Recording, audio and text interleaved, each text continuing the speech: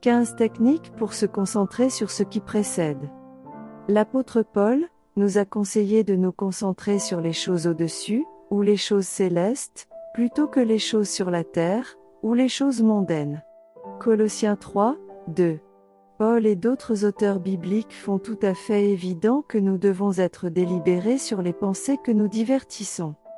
Voici les 15 méthodes les plus efficaces pour suivre les conseils de Paul et se concentrer sur les points mentionnés ci-dessus. 1. Développer une mentalité céleste. Nous découvrons encore une autre sage suggestion de l'apôtre Paul dans Romains 12, 2.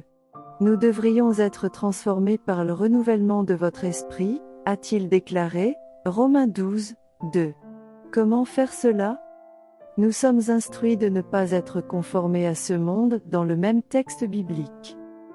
Nos pensées devraient être formées par la parole de Dieu plutôt que par la culture actuelle. Notre perspective doit être modifiée. Pour adopter une nouvelle attitude fondée sur la vérité des Écritures, nous devons abandonner les idéaux et les comportements qui sont incompatibles avec la volonté de Dieu. 2. Concentrez vos pensées sur les bons aspects. Paul nous conseille d'être très pointilleux sur ce qui devrait occuper nos pensées en Philippiens 4, 8. Ce texte biblique nous demande de considérer ce qui suit. Vrai, honorable, juste, saint, aimable, admirable, vertueuse, digne d'éloge.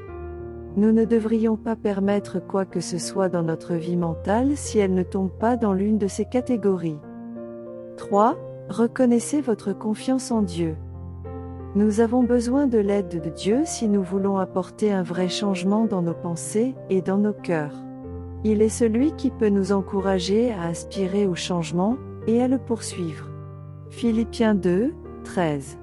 Peu importe à quel point nous essayons, sans que Dieu travaille en nous par son Saint-Esprit, nous ne pourrons jamais vaincre notre nature humaine pécheresse, et permettez au Saint-Esprit de vous aider. 4. Évitez le diable. L'apôtre Jacques nous a ordonné de le faire. Nous pouvons chasser le diable en le combattant, Jacques 4, 7. Pour s'opposer ou résister contre lui est de résister. Comme Jésus l'a fait, nous combattons le diable en priant, en jeûnant et en obéissant à la parole de Dieu, Luc 4, 1 à 13. Connaître les tactiques de l'ennemi nous aidera à éviter de tomber dans ses pièges. 2 Corinthiens 2, 11 et 1 Pierre 5, 8. Puisque la majorité de la lutte a lieu dans nos cerveaux, nous devons combattre le diable et entraîner nos esprits à ne penser qu'aux choses de Dieu. Revêtez-vous de toutes les armes de Dieu. 5. Protégez votre cœur. Que signifie l'expression de Proverbe 4, 23? Le centre de la volonté, des pensées, des sentiments et des désirs est appelé le cœur dans la terminologie biblique. Ces jours-ci, nous prétendons qu'ils sont dans nos pensées. Par conséquent, ce terme suggère que nous devons protéger notre esprit des influences extérieures. Nous risquons de pécher si nous nous exposons à des choses mauvaises qui nourrissent nos tentations. Matthieu 26, 41, Jacques 1, 14 à 16 et 1 Jean 2, 15 à 17. 6. Libérez l'ancien vous. Paul nous instruit de mettre sur nos nouveaux moi dans Éphésiens 4, 20 à 23, remplacer nos anciens moi, notre nature pécheresse, la nouvelle création dont Paul parle dans 2 Corinthiens 5, 17. Cet exemple nous fait penser à une personne qui s'habille. Paul nous exhorte à embrasser notre nouvelle nature sainte plutôt que de s'accrocher à notre vieille nature déchue avec ses mauvaises impulsions et ses désirs carnaux. Nous devons commencer par rechercher la sainteté, et nous débarrasser des idées et des comportements mondains qui nous font pécher. 1 Pierre 1, 14 à 16. 7. Inspirez-vous de l'amour. Tout ce que nous disons, faisons et donnons doit être motivé par l'amour, selon Paul, qui commence le chapitre bien connu sur l'amour dans 1 Corinthiens chapitre 13. Sinon, tout cela ne représente rien. 1 Corinthiens 13, 1 à 3. Notre amour pour Dieu et les autres sera ce qui nous motive à penser et à agir, ainsi l'amour de Dieu doit résider en nous par le Saint-Esprit. 1 Corinthiens 16, 14. 8. Reconnaissez la présence de Dieu dans votre vie. Vous ne pouvez pas essayer seul. Cependant, il y a une bonne nouvelle, Dieu est avec vous. Ésaïe 41, 10. Cette assurance nous permet de nous concentrer sur les choses importantes, les choses du ciel. Nous dépendons de Dieu plutôt que de notre propre force. Par conséquent, même si cela ne semble pas, Dieu est toujours avec vous.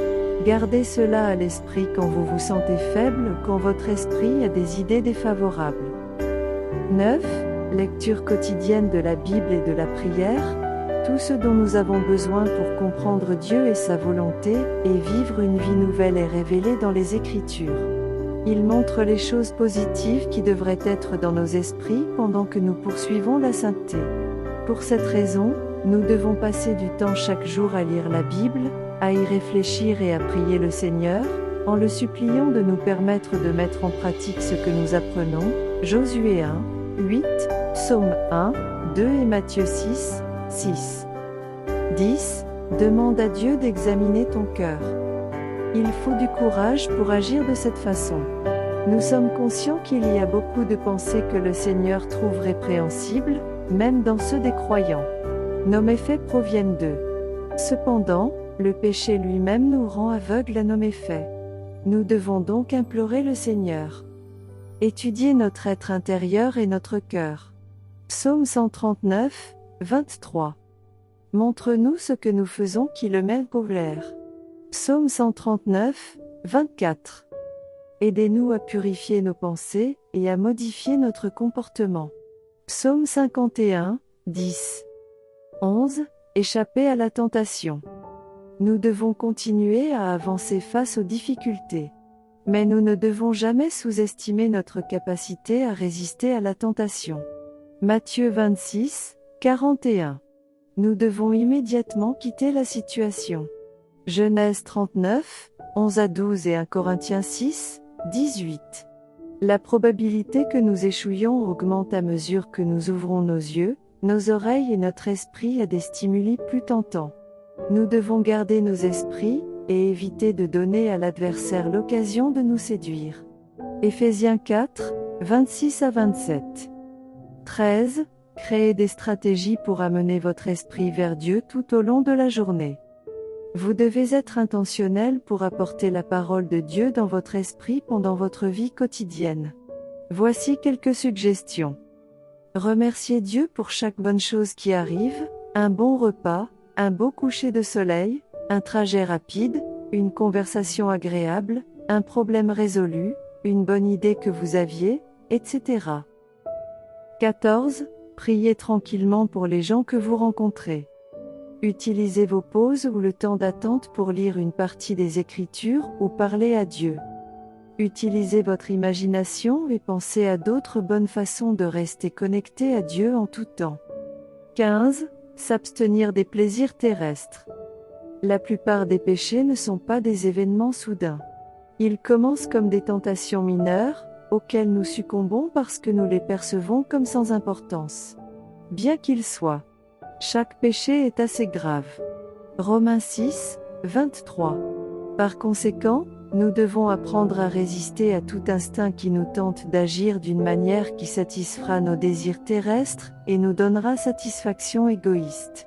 Nous devons chercher la volonté de Dieu et résister à toutes les tentations qui pourraient nous faire pécher. Jacques 1, 14 à 15. Chaque personne a une nature pécheresse. Cela suggère que le péché est quelque chose que nous faisons naturellement. Par conséquent, il n'est pas naturel pour les humains de contempler les choses célestes. Nous devons délibérément les mettre en pratique. La plupart des pensées qui viennent à nous quand nous laissons nos esprits errer ne sont généralement pas des pensées célestes. Par conséquent, essayez de vous retenir de rêver sans but.